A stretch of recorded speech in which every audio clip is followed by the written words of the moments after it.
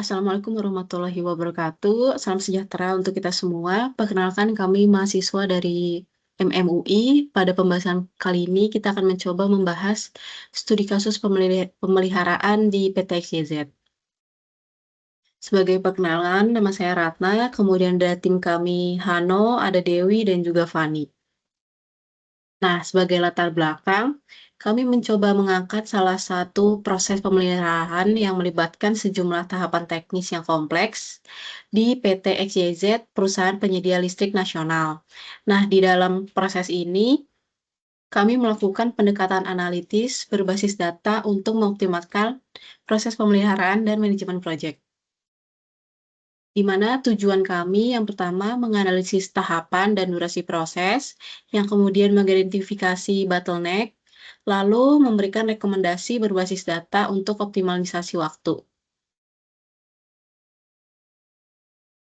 Untuk metode yang kami gunakan antara lain CPM untuk membangun struktur jaringan proyek berdasarkan data aktivitas aktual. Tujuan utama dari CPM yaitu mengidentifikasi jalur kritis, lalu membantu manajer proyek untuk fokus pada aktivitas paling penting, memberikan gambaran apakah proyek dapat dipercepat dengan crashing. eh, Lalu untuk komponen utama dari CPM yaitu aktivitas proyek, durasi masing-masing aktivitas, hubungan antara aktivitas, dan untuk early start, dan latest finish, dan lalu perhitungan slack atau waktu luang. Nah, dalam konteks pemeliharaan AirTag manifold untuk turbin gas ini, CPM digunakan untuk menyusun urutan kerja mulai dari shutdown hingga assembly agar proyek dapat selesai tepat waktu tanpa keterlambatan. Next. Nah, untuk, setelah mengetahui struktur CPM, langkah berikutnya adalah dengan menyusun model matematis menggunakan linear programming untuk mengoptimalkan jadwal proyek. Nah, fungsinya di sini dapat membantu manajer menyusun penjadwalan yang paling optimal, terutama dalam hal meminimalkan waktu penyelesaian proyek, menghindari tumpang tindih aktivitas, dan mengidentifikasi aktivitas, yang berada pada jalur kritis melalui analisis shadow price. Nah, untuk, struktur model linear programming ini mencakup fungsi tujuan meminimalkan durasi proyek, misalkan dengan minimize T, lalu variabel keputusannya, waktu mulai masing-masing aktivitas, kendala teknis dan urutan kerja, serta batasan non negatif pada waktu mulai. Next. Nah, di sini merupakan alur metodologi yang dimulai dari input data, pemodelan CPM, model linear programming, visualisasi dan interpretasi RStudio, lalu rekomendasi final. Next. Baik, selanjutnya seperti sudah dijelaskan sebelumnya, alat yang digunakan pada proyek ini yaitu bahasa R. Eee, Kemudian, kenapa sih kita memilih bahasa R? Beberapa alasan yang kami kenapa alasan kita memilih bahasa R, yaitu pertama, R-nya itu bersifat kuat dan fleksibel, cocok untuk berbagai jenis analisis dari yang sederhana hingga yang kompleks. Kemudian yang kedua, R itu mendukung otomatisasi, yang artinya kita bisa menjalankan perhitungan berulang tanpa proses manual. Kemudian yang ketiga, R sangat mendukung visualisasi data hingga memudahkan kita untuk menghubungi hasil analisis dengan grafik atau jaring proyek yang menarik. Dalam proyek ini, kami menggunakan dua library utama, IPsolve dan eGraph. IPsolve kita gunakan untuk menyelesaikan masalah programmer linear, kemudian eGraph-nya untuk membuat serta menampilkan jaringan proyeknya. Next. Teknik yang digunakan pada proyek ini yaitu pertama, kita membangun model jaringan dan pemrograman linear. Pada tahapan ini, langkah awalnya adalah membaca dan menyiapkan data proyek dari file Excel atau CSV. Kemudian di sini kami memuat informasi aktivitas, durasi, dan hubungan antar aktivitas atau predecessor. Setelah data dimasukkan ke R, kami menyusun ke dalam bentuk struktur yang mudah dianalisis. Kemudian kami membangun linear programming dengan library IPsolve. Di sini juga kami mendefinisikan ada dua variabel utama, yaitu waktu mulai paling awal atau early start dan durasi total project atau T.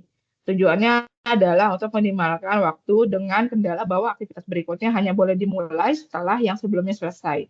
Semua aturan tersebut diformulasikan dan diselesaikan melalui fungsi linear programming di R. Next. Teknik yang kedua itu menyelesaikan model dan metrik waktu. Jadi setelah linear programming selesai, kita lanjutkan ke tahap berikutnya yaitu menghitung metrik. dari solusi linear program yang didapatkan, yaitu early start untuk setiap aktivitas, kemudian kita hitung early finish-nya dengan menambahkan durasi ke early start. Setelah itu kita lakukan perhitungan mundur atau backward pass dari durasi total project untuk mendapatkan last finish dan last start-nya. Dari sini kita bisa menghitung slack atau waktu pelonggaran, yaitu selisih antara last start-nya dan early start-nya, kemudian aktivitas dengan slack di mana harus sampai dengan 0, itu disebut sebagai dengan aktivitas kritis karena tidak boleh terlambat sedikit pun jika ingin proyek ini selesai dengan tepat waktu. Next. Teknik yang terakhir yaitu mendeteksikan jalur kritis. Jadi aktivitas kritis ini merupakan aktivitas yang tidak memiliki slack, ya, artinya tidak punya waktu cadangan. Jadi keterlambatan satu aktivitas saja bisa menunda seluruh proyek. Dengan menggunakan perhitungan waktu dari linear programming, mulai dari early start, early finish, last start, last finish, dan slack. Kemudian kami memfilter aktivitas menjadi slack sampai dengan 0 sebagai aktivitas kritis. Nah, dengan pendekatan ini kita bisa lebih fokus dalam manajemen waktu, kemudian memprioritaskan aktivitas kritis dan menyusun strategi penyelesaian proyek yang efisien. Next. Baik, terima kasih teman-teman.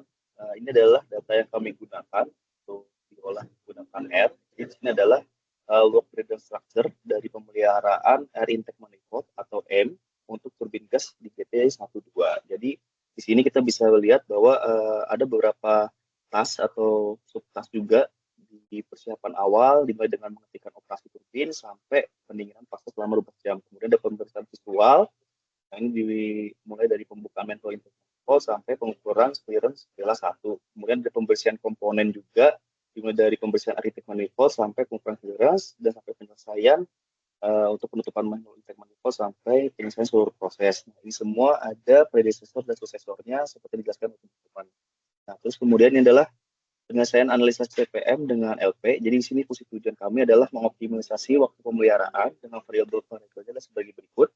Dimulai dari GT stop sampai air intake manifold dan durasinya setiap subtasknya. Kemudian ada batasan atau kendala dari pemeliharaan air intake manifold ini. Dimulai dari constraint dari predecessornya dan juga kendala pada waktu proyeknya. Next.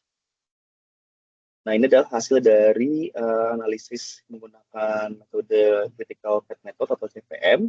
Di sini kita dapatkan durasi total proyeknya adalah 38,67 jam.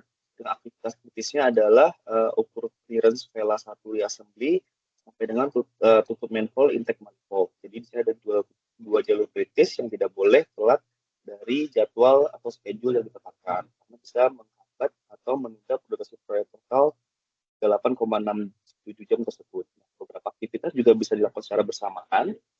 Di pemeriksaan visual aim dan pemeriksaan visual VGV sehingga menjadi rekomendasi manajemen proyek untuk mengalokasikan sumber daya mereka secara optimal.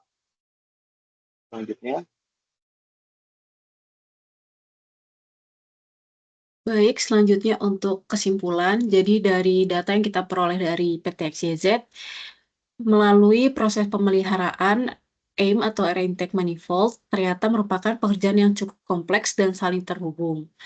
Dari hasil yang kami peroleh melalui proses GPM dan juga bahasa R, ditemukan bahwa proses pemeliharaan turbin memakan waktu total sebesar 38,67 jam dengan aktivitas kritis yang dimana tidak memiliki toleransi dalam keterlambatan dan juga didukung beberapa proses yang dapat dilakukan secara paralel atau bersamaan yang memberikan peluang untuk pengalokasikan sumber daya secara optimal. Adapun rekomendasi kami untuk PT XYZ, yang pertama, mereka harus mengoptimalkan jalur kritis harus diprioritaskan. Dan yang kedua, melakukan optimal tahapan yang bisa dilakukan secara paralel. Dan yang ketiga, menggunakan teknologi dan analisis data seperti bahasa R untuk memvisualisasikan dan simulasi analisis yang dapat membantu dalam mengevaluasi serta mengambil keputusan yang lebih tepat, sehingga dapat digunakan sebagai acuan dalam perencanaan yang berkelanjutan. Sekian hasil penelitian dari kami. Mohon maaf apabila ada kesalahan. Terima kasih banyak dan semoga bermanfaat bagi teman-teman semua.